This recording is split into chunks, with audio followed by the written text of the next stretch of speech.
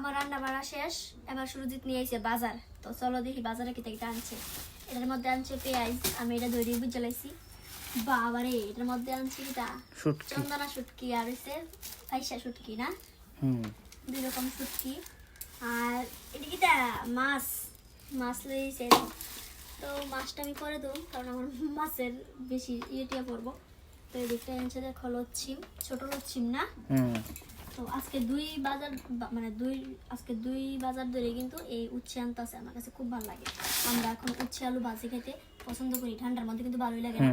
তো উচ্ছে আনছে, তারপরে দেখো মানে ভাজির বেগুন আনছে, যেটা নাকি ফুরা দিয়েও খাইতে পারুম। এদিকে ধন্যবাদ আনছে, ভালো হয়েছে।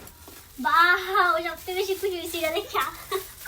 শীতের সিজনে দেখো সই আনছে, খুব খুব ভালো লাগছে সইটা দেখা, সেটা কারণ অনেক জিনিস খাই না। এটা কি কাঁচা লঙ্কা আনছে, তারপর